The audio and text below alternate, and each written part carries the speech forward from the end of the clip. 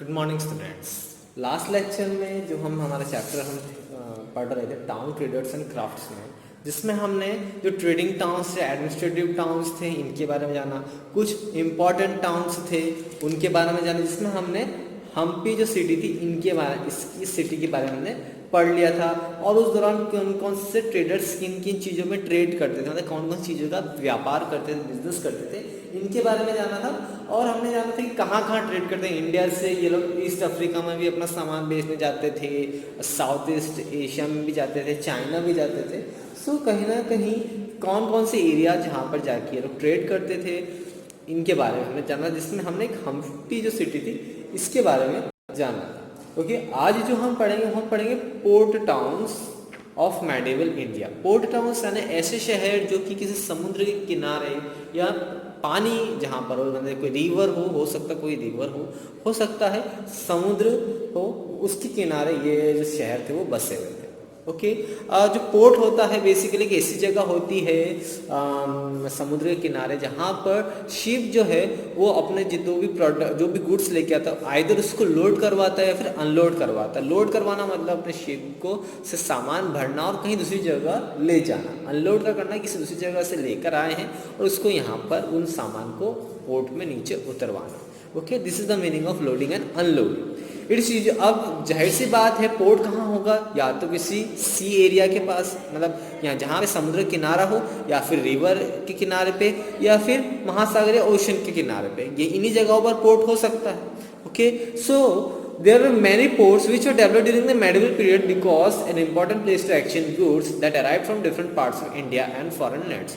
और पोर्ट्स ऐसी जगह बनाए जाते हैं जहाँ से आप बहुत इजीली जो भारत से जो दूसरी जगहों के जो हमारे गुड्स हैं, प्रोडक्ट्स हैं, उस पोर्ट तक पहुँचाया जा सके और वहाँ से हम दूसरी कंट्री में उन्हें भेज सकें। Okay, the production of goods such as textile, spices and handicraft was increase to meet the huge demand in foreign countries. अब बहुत सारे ऐसे प्रोडक्ट्स थे जो कि हमें फॉरेन कंट्रीज में बहुत ज़्यादा फेमस थे, जैसे लाइक मसाले हो गए, टेक्सटाइल यानी कपड़े हो गए, हाथों से बनी हुई कुछ चीज़ें हो गई। वो फॉरेन कंट्रीज में उनकी डिमांड ज़्यादा थी तो उनका प्रोडक्शन ज़्यादा हुआ तो उसको फॉरेन कंट्रीज में जब बेचेंगे तो ऑब्वियसली बात है हमें कोई ना कोई ऐसा रूट चाहिए रहेगा, ऐसा पोर्ट चाहिए रहेगा जहाँ पे हम शिप से, ऑब्वियसली बात है पहले के टाइम पे शिप चलती थी यानी कि जहाज चलते थे, उसी के थ्रू सामान एक जगह से दूसरी जगह पहुंचाया जाता था। So to meet that requirement port cities were developed. Okay, so ruler who controlled the ports also benefited by controlling tax from traders. अब ऐसे भी रूलर्स होते थे जिनके राज्य में वो पोर्ट आ रहे थे या उन्होंने अपने उस पोर्ट एरिया को विकसित किया था, तो उससे वो काफ़ी टैक्स कलेक्ट करते थे। टैक्स कलेक्ट कैसे करते थे, किसी भी इंसान, किसी भी पर्सन को अपने उस पोर्ट अपना गुड्स अगर किसी दूसरे देश में ले जाना होगा तो उसे कुछ टैक्स पे करना पड़ेगा, तभी उसको परमिशन मिलेगी अपने गुड्स को उस पोर्ट सिटी तक लेके आने में और शिप में लोड करवाने में। सो राजा जो थे ऐसे टैक्स कलेक्ट करके उनकी कमाई होती थी। ओके, और इसके साथ साथ the importance of port towns increase as they brought prosperity to nearby towns and cities. Surat and Machilipatnam were two important port cities of India during that period. उसके साथ साथ ये जो शहर थे खुद भी विकसित हुए, उसके आसपास के जो सिटीज़ थे, टाउन्स थे, उनको भी इन्होंने विकसित किया। और ऐसे ही दो सिटीज़ के बारे में हम पढ़ेंगे। एक जो है पोर्ट टाउन हम पढ़ेंगे सूरत और दूसरा था मछलीपट्टनम। ओके, सूरत आप सभी जानते हो गुजरात में लाई करता है। ओके, आज भी उसका नाम सूरत ही है। ओके, अब it was also called the gate to Mecca because many pilgrim ships set sail for Mecca from there. इसे गेट टू मक्का भी कहा जाता है।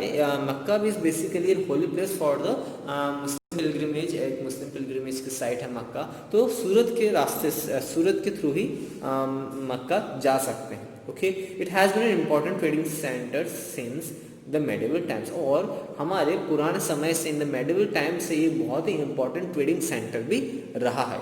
It acted as a gateway for the trade with West Asia via Gulf of होमरूज। Okay, अब ये trade कहाँ से, जितने भी western part of the Asian countries थी वहाँ पे करते थे। ऑब्वियसली बात है सूरत जो है western part of our country में है, तो जितना भी ट्रेडिंग करनी रहती थी, आइदर किसी को अगर मक्का जाना होता तो भी वो इस पॉइंट से यहाँ जाएंगे, आइदर अगर ओमराज भी जाना था या फिर जो गल्फ कंट्रीज में ट्रेड करना था तो सूरत से ही कन्वीनियंस पड़ेगा।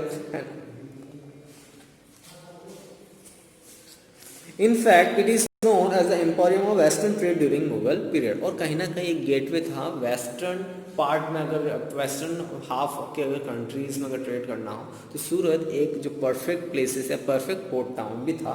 और केवल मेडिवल पीरियड में नहीं, इनफैक्ट मुगल पीरियड में भी काफ़ी इंपॉर्टेंट प्लेसेस में से एक था। Okay, many Europeans power competed to establish control over Surat.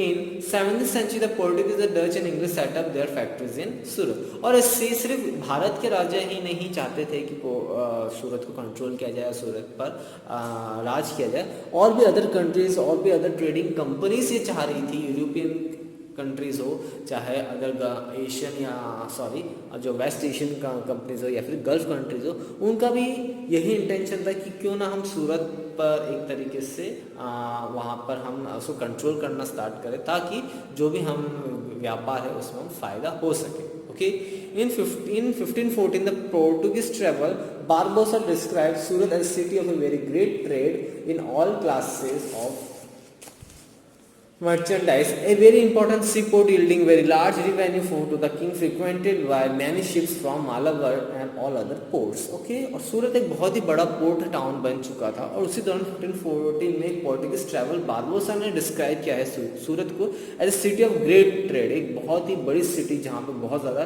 Trade, various kinds of merchants यहाँ के ट्रेड करते थे, अपना सामान, व्यापार का सामान बेचते थे और दूसरे देशों में एक्सपोर्ट करते थे।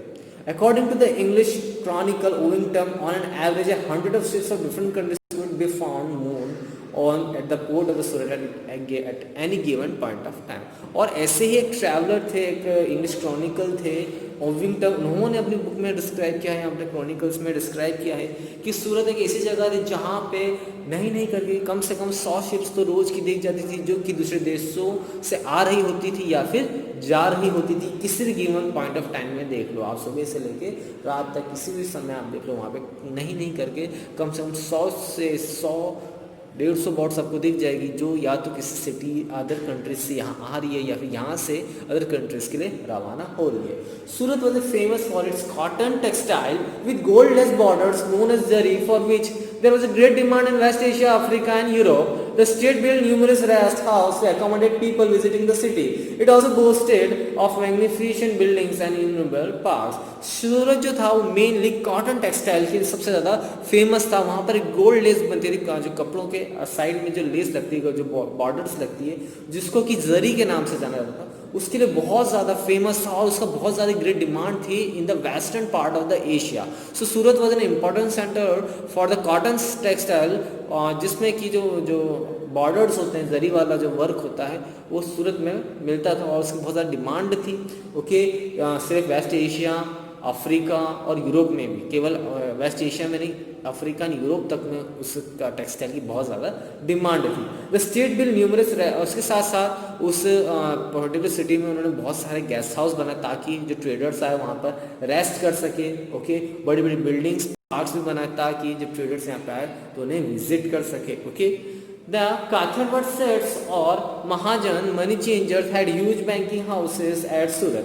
The hundis issued by them were accepted even in the market of Cairo in Egypt, Basra in Iraq and Antwerp in Belgium. अब उसी दौरान तक काइथवर्ड या सेठ कहा जाए या फिर महाजन कहा जाए जो कि मनी को चेंज करते थे, क्योंकि अदर आज भी हम जानते हैं अदर कंट्रीज में भी जो उनके मनी सिस्टम में अलग है। लाइक अमेरिका में डॉलर चलता है, इंडिया में रुपीज चलता है, ब्रिटेन में यूरोज चलते हैं, पाउंड चलते हैं, सॉरी यूरोप में पाउंड यूरोज चलते हैं, लाइक ब्रिटेन हो गया तो वहाँ पाउंड चलते हैं। सो हर एक कंट्री की अलग अलग करेंसीज थी।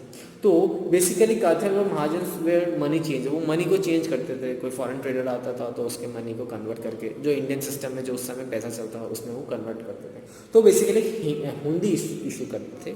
एक टाइप की ऐसी रसीद, लाइक कोई ट्रेडर आया, उसने 5,000 की अपने पैसे जमा कर, उसके बदले में उसको 5,000 की एक हुंडी की एक रिसिप्ट टाइप मिल गई, जो कि इजिप्ट हो बसरा हो, इराक हो, आंत्रोप जो बेल्जियम में आता है, वो कहीं भी वो हिंदी से चल जाती थी। मतलब उस रिसिप्ट की कीमत किसी भी हिस्से में आप चले जाइए दुनिया के, उसकी अहमियत रहती थी। लाइक जैसे उस समय जो ट्रेड करते थे, लाइक इजिप्ट में ट्रेडर्स ट्रेडिंग करते थे, बसरा इराक में करते थे, आंध्र बेल्जियम में करते थे, वहाँ के ट्रेडर्स इतनी अंडरस्टैंडिंग थी उन हिंदीज़ की, इतना उस हिंदी की इतनी सिग्निफिकेंस इंपॉर्टेंस थी कि वो कहीं भी चल जाते थे। कि लाइक किसी ट्रेडर को यहाँ पे किसी ट्रेडर ने 5,000 की कीमत का उसको सेल आउट किया, तो उसने उसके बदले उसको हिंदी दे दी, तो इजिप्ट जाएगा तो वो हिंदी दिखा के उसको वो पूरे पैसे मिल जाएंगे। ओके,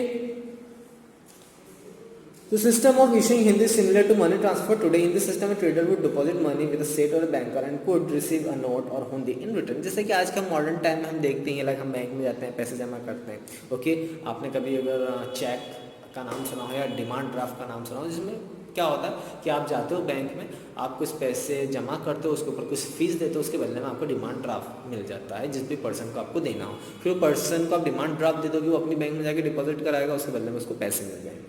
तो सेम चीज़ इसमें हिंदी सिस्टम भी ऐसे ही सिस्टम था। ओके, द सेट और the bank recorded the details of deposit and the note of the Hindi. अब उसमें हिंदी बेसिकली कैसा होता था, इसके बारे में जानिए। जो बैंक पर जो समय जो सेट या महाजन जो रिकॉर्ड करते थे, वो सारी डिटेल लिखते थे, कितना सा पैसा जमा करा, और उसे एक टाइप का नोट या हिंदी एक टाइप का आप भी बोल सकते रिसिप्ट बना के दे देता था। अब जो ट्रेडर्स थे वो किसी भी बैंकर के पास जाके उसके बदले वो पैसा इशू करवा सकते हैं, just like a cheque. Okay,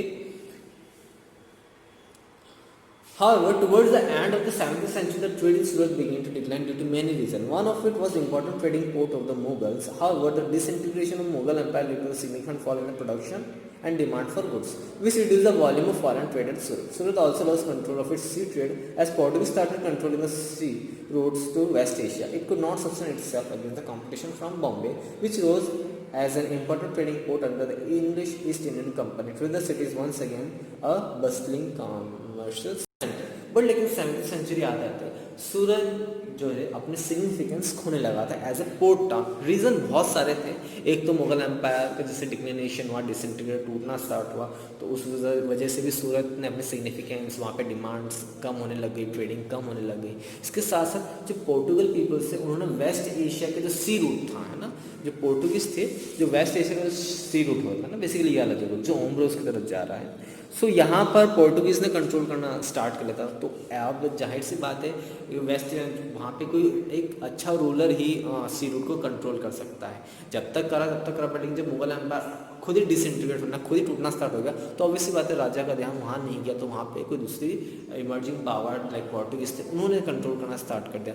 सो जहाँ से जो यहाँ पे सूरत के जो राजा थे वो इतने पावरफुल नहीं थे कि उनके अगेंस्ट कुछ बोल पाते हैं। एज ए रिजल्ट सूरत की जो सिग्निफिकेंस थी एज एन ट्रेडिंग टाउन वो घटती गई।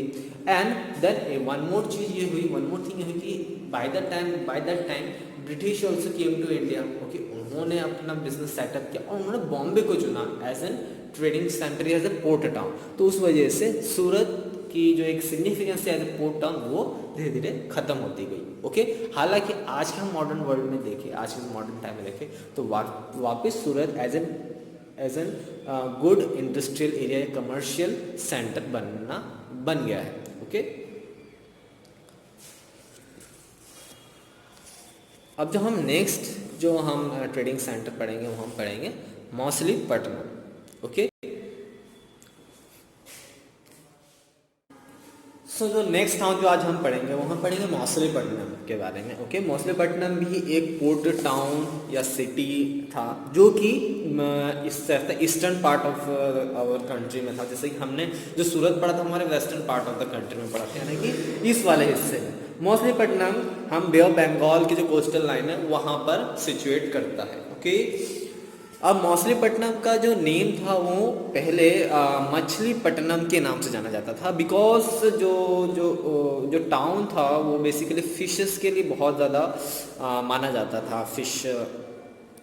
जो फिशेस होती हैं उसके लिए बहुत ज़्यादा माना जाता है, इसीलिए उस टाउन को इनिशियल डेज में उसको मछलीपट्टनम के नाम से जाने जाते थे, जिसका मतलब होता है कि fish port town. Okay, but धीरे धीरे under the rule of the British empire इस पोर्ट का नाम मौसलीपट्टनम के नाम से जाने लगा। It is believe to have got its name from the construction of a gateway which is decorated with the eye of a fish. और उसको एक और जो इम्पोर्टेंस ये थी कि ये नाम ऐसा क्यों पड़ा मछलीपट्टनम, कि वहाँ पर उन्होंने एक बहुत बड़ा गेटवे बनाया था जिसका जो शेप था वो फिश की तरह था। ओके, और जो उसका जो उसको डेकोरेशन किया गया था गेट को, वो मछली की आंखों से किया गया था, जिसकी वजह से उस पर्टिकुलर पोर्ट का नाम मछलीपट्टनम या मौसलीपट्टनम पड़ा गया। One of the earliest known British settlements, Masulipatnam lies on the delta of the Krishna river in the state of Andhra Pradesh. It is well known for muslin and coloured chintz. अब हम ये तो पता है कि ईस्टर्न पार्ट में सिचुएट करता था on the coast of the Bay of Bengal, but कौन से स्टेट में, प्रेजेंट स्टेट वो आंध्र प्रदेश में सिचुएट करता था। आंध्र प्रदेश उस समय चीन्स एक टाइप का कपड़ा होता है और मुस्लिम एक टाइप का कपड़ा होता है, जो कि पूरे वर्ल्ड में वो बहुत फेमस था, और ऑल ओवर द वर्ल्ड उस इन दो क्लॉथ की, मुस्लिम एज वेल एज चीन्स की डिमांड बहुत ज़्यादा थी। So Machilipatnam was a flourishing seaport during the time of the Satvahans in the 14th century. Okay, Machilipatnam कब एक prominent town या prominent port town बना in the 14th century under the kingdom of Satvahans. Okay, it was re-established by the Arab traders who found their way from Red Sea to the southern India in the 17th century. It had flourishing sea trade with the France, British and Dutch. अब port town की अगर हम history को देखें तो सबसे ज़्यादा ये फ्लरिश यानी कि एक इम्पोर्टेंट पोर्ट टाउन कब बना था, 14th सेंचुरी में ड्यूरिंग द किंगडम ऑफ सतवाहन्स। फिर उसके बाद में इसको वापस से रिस्टैब्लिश किया गया था अरब्स ने, जिन्होंने मछलीपट्टनम पोर्ट को ढूंढा था from Red Sea to the southern part of the India से आके इन्होंने रेड सी से फिर सदर्न इंडिया आया था, सदर्न इंडिया से ये वाला पोर्ट ढूंढा था। फिर उसके बाद जब ब्रिटिशर्स यहाँ पर आए और अदर ईस्ट इंडिया कंपनियाँ लाइक फ्रांस की, डच की, तो उन्होंने भी एक तरीके से एक सी ट्रेड इन्हीं रूट से मछलीपट्टनम पोर्ट से ही किया। Machilipatnam boost of various trading groups such as Golconda Nobles, Persian merchants, Telugu, Komati, Chetis and European traders who made the city popular and prosperous. अब most of the जो traders जो थे उस समय मछलीपट्टनम से जो ट्रेड करते थे, या तो गोलकोंडा ट्राइब्स या गोलकोंडा नोबल्स में के पीपल्स वहाँ पर ट्रेड करते थे। पर्शियन मर्चेंट्स होते थे जो कि बेसिकली गल्फ कंट्रीज से आते थे, वो तेलुगु कोमाटीज जो सदर्न पार्ट में तेलुगु कोमाटी चेतीस कम्युनिटी थी वो करती। इनके साथ साथ यूरोपियन ट्रेडर्स भी मछलीपट्टनम से ट्रेड करते थे, जिसकी वजह से सिटी बहुत ज़्यादा prosperous as well as popular भी हुई। However, Mir Jumla, the governor of Golconda appointed by the Mughals, began playing the Dutch and English against each other. This caused the European companies to look for other alternatives. पर लेकिन जो governor गालकोंडा थे मीर जुमला, जो कि appoint किए गए थे बाय द मुगल एम्पायर, वो डच और ब्रिटिश ईस्ट इंडियन कंपनी के साथ ज़्यादा मतलब ऑल दो मुगल्स ने उनको अलाउ कर रखा था, पर लेकिन जो मीर जुमला था उन्होंने Dutch East Indian Company as well British East Indian Company के ट्रेडर्स के साथ कुछ चालबाजी करी, और जिसकी वजह से इन्हें कोई अदर अल्टरनेटिव ढूंढना पड़ा। ओके, हो सकता है उन्होंने वहाँ पे टैक्स रेट बढ़ा दिए हों, ओके, ब्राइफ लेने लगा हो, जिसकी वजह से Dutch as well as British East Indian Company को कोई दूसरा अल्टरनेटिव सी रूट देखना पड़ा। ग्रेजुअली मछलीपट्टनम धीरे धीरे जैसे मीर जुमला के अंडर में आया, उन्होंने वहाँ पर पॉलिसीज चेंज कर दी और हाई टैक्स लेने लगे, जिसकी वजह से धीरे धीरे मछलीपट्टनम की जो सिग्निफिकेंस थी, जो इम्पोर्टेंस एक जो पोर्ट था, वो धीरे धीरे उसकी इम्पोर्टेंस कम होती गई। Okay, and thus became that the trading town came up, went down and the new rulers came into power। और धीरे धीरे वो ट्रेडिंग टाउन की इम्पोर्टेंस पूरी तरह खत्म हो गई और कोई दूसरे रूलर्स वहाँ पर इमर्ज हो गए। ओके, अब हम जो ट्रेडिंग टाउन्स पढ़ेंगे वो हम पढ़ेंगे after the influence of the European traders. कौन कौन से ट्रेडिंग टाउन जो थे वो नए बने, रादर देन मछलीपट्टनम एंड सूरत जो बहुत प्रोमिनेंट सी ट्रेडर्स के लिए सी पोर्ट थे या पोर्टिंग टाउन थे, तो इन जो ये बहुत दो पुराने इंपोर्टिंग टाउन थे, ब्रिटिशर्स के आने के बाद या यूरोपियन ट्रेडर्स के आने के बाद क्या इन्फ्लुएंस पड़ा सी पोर्ट्स पे या न्यू टाउन्स कौन से इमर्ज हुए. Okay, the European countries had been trading with India since ancient times. However, after the fall of Roman Empire in 15th century, the Arabs and the Turks closed the sea and land routes that European used to reach India. अब क्या हुआ, European countries India से बहुत ही पुराने समय से trade करती आ रही है, बट लेकिन जैसे ही रोमन एम्पायर का डिक्लिनेशन हुआ या रोमन एम्पायर धीरे धीरे खत्म हुआ ड्यूरिंग द 15th सेंचुरी, अरब और जो तुर्की जो कंट्रीज थी, इन्होंने यूरोपियंस का सारा रास्ता रोक दिया था इंडिया में एंटर करने के लिए. ओके, कारण क्या था, ये लोग यूरोपियन ट्रेडर से बहुत ज्यादा, अरब और तुर्क बहुत ज्यादा टैक्स लेते थे.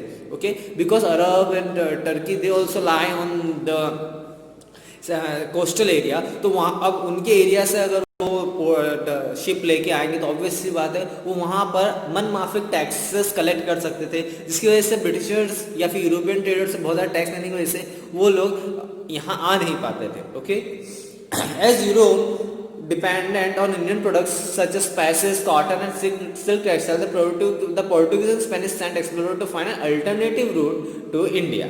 और सिंस वो ज़्यादातर यूरोपियंस इंडियन टेक्सटाइल, इंडिया के जिससे जो कपड़े आते थे, मसाले आते थे, कॉटन टेक्सटाइल हो गया, सिल्क टेक्सटाइल हो गया, इस पर डिपेंडेंट होते थे, तो इसलिए पोर्टुगीज और स्पेनिश कंट्री के जो पीपल्स थे उन्होंने अपने एक्सप्लोरर भेजे ताकि एक अल्टरनेट रूट ढूंढा जाए जहाँ से वो इजीली इंडिया के साथ ट्रेड कर सके. उसी दौरान 1498 में एक पोर्टुगीज एक्सप्लोरर या सेलर थे जिसका नाम था वास्को डा गामा. उन्होंने एक नया सी रूट फाइंड किया था जो कि इंडिया तक आ सके, और वो था गोवा. उन्होंने कैलिकट में आके लैंड करा था, जिस डेस्टिनेशन में वो आया था कैलिकट था basically.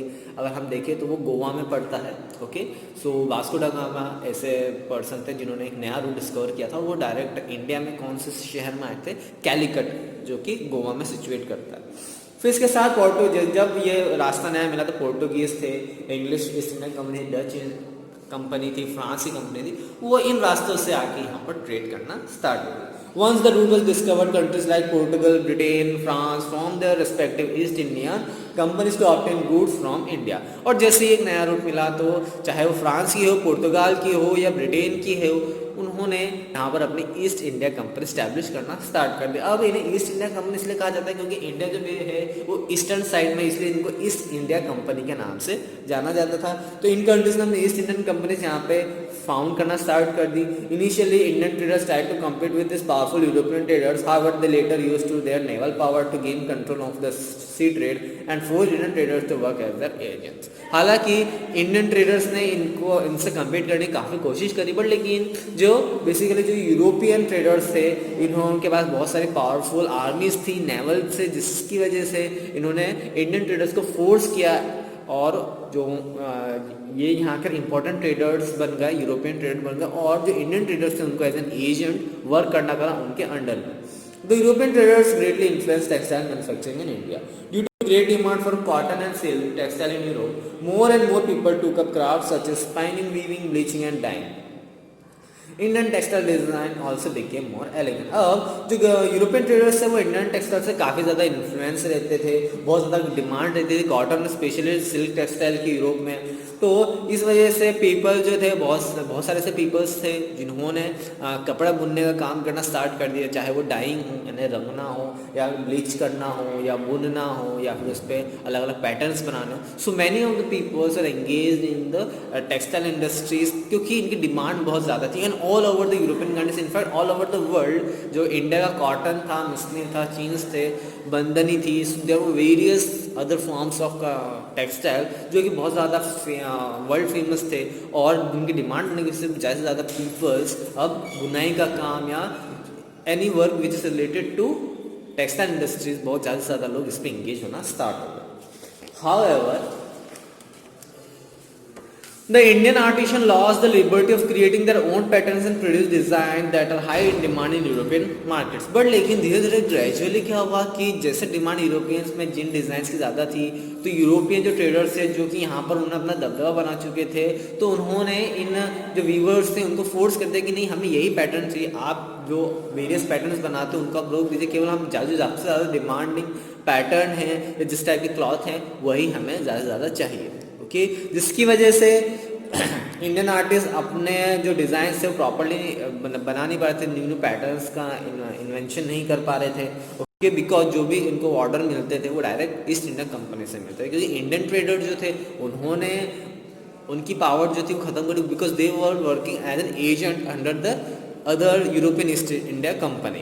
In 18th century, European traders started settling at a new location away from existing towns. This led to the rise of new commercial cities such as Bombay, Calcutta and Madras. Later, many Indian craftsmen, artisans and merchants moved to new cities. However, they had a separate area to stay in the cities, which were referred as the black towns. The white rulers occupied the better parts of the city such as Fort St. George in Madras, present-day Chennai, and Fort St. Williams in Calcutta, present-day Kolkata. पर लेकिन धीरे धीरे जैसे जैसे 18th century आना start हुई, European traders जो थे वो परमानेंटली यहीं पर सेटल होना स्टार्ट हो गए।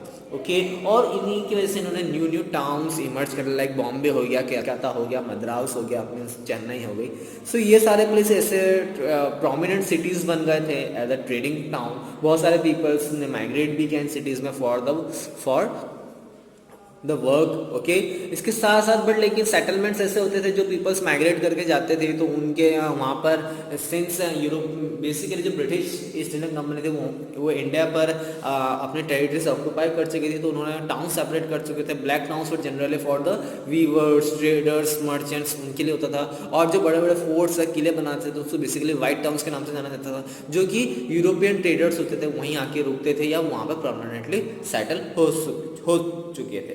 धीरे धीरे यूरोपियन ट्रेडर्स बहुत ज़्यादा अमीर होते गए, उनका ट्रेड बढ़ता गया और धीरे धीरे उन्होंने यहाँ पर पॉलिटिकल स्ट्रेंथ है ना अपनी टेरिटरी भी ऑक्यूपाई करना स्टार्ट कर दी, और ऐसे ही वो धीरे धीरे इंडिया पर राज करना स्टार्ट कर दिया, which was eventually the British east India company. Okay, आगे हम पढ़ेंगे कैसे इन्होंने करा है। ओके, जब आप हायर क्लासेस में जाएंगे और अदर चैप्टर्स में हम जाएंगे तब हम पढ़ेंगे कि कैसे ब्रिटिशर्स ने इंडिया को ऑक्यूपाई करा। ओके, यहाँ पर आपका चैप्टर खत्म होता है। ओके, आज के लिए इतना ही। Thank you.